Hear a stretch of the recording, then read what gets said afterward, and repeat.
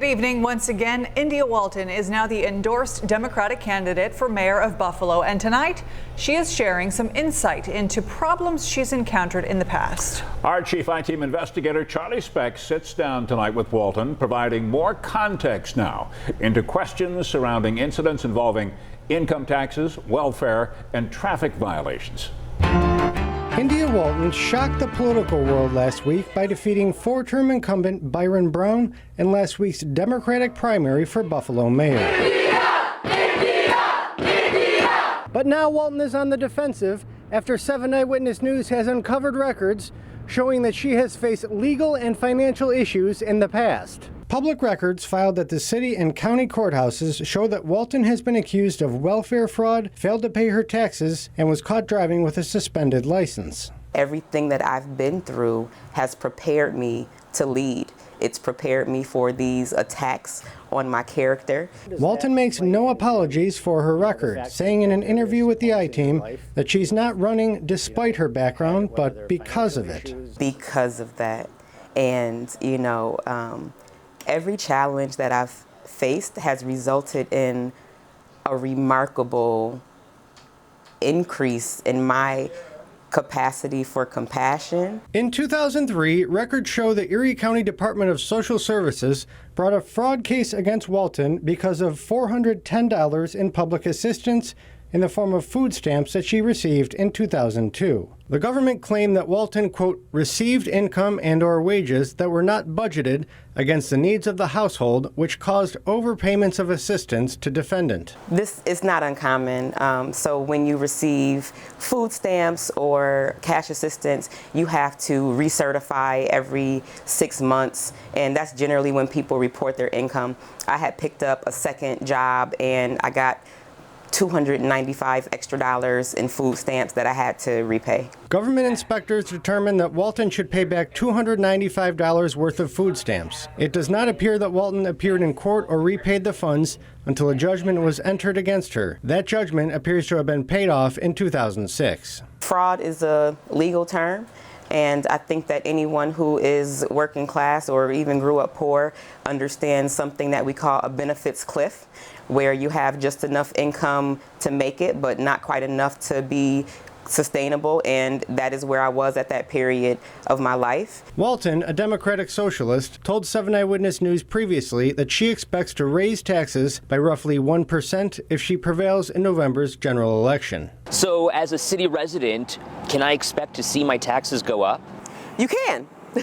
But in 2004, Walton and her then-husband failed to pay their own income taxes, according to this tax warrant issued by the State Department of Taxation and Finance. The Waltons owed $562 in back taxes, which combined with a late penalty and interest totaled $749. Another tax document shows they satisfied a judgment for that amount in 2009. I can slightly recall this. And that is a period of time in my life where I was in an abusive marriage. I am a survivor of domestic violence. And if you've ever gone through a traumatic experience, you know, one thing leads to another, leads to another.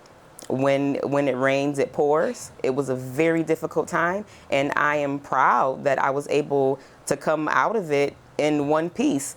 Walton gained notoriety this summer as a critic of Buffalo police. But city court records show Walton had her own interaction with police about 6 years ago. Walton was first ticketed for an expired registration in Orchard Park in 2014, but failed to appear in court. 8 months later, Buffalo police pulled over her 2007 Mercedes-Benz on Bailey Avenue and charged her with 5 misdemeanors, including aggravated unlicensed operation, as well as 6 minor traffic violations relating to the condition of her car. Ticketing is a revenue generator for the city of Buffalo, and at that time they were allowed to make pretextual stops, and I feel like I may have been a part of a quota.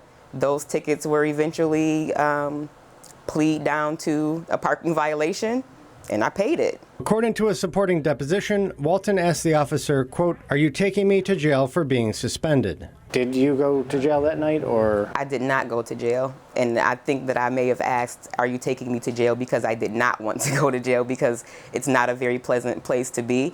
And I think that the criminalization of poor people for inability to pay fines and fees is a travesty. Court records show the charges were reduced to a parking violation, and she was given a $30 fine and $30 surcharge. But records show she did not pay the fine on time, and another judgment was entered against her, which she satisfied in February 2016. Walton says she's not a perfect politician, but a real person who's gone through some tough experiences, just like many other people in the city she's running to lead. I own my identity.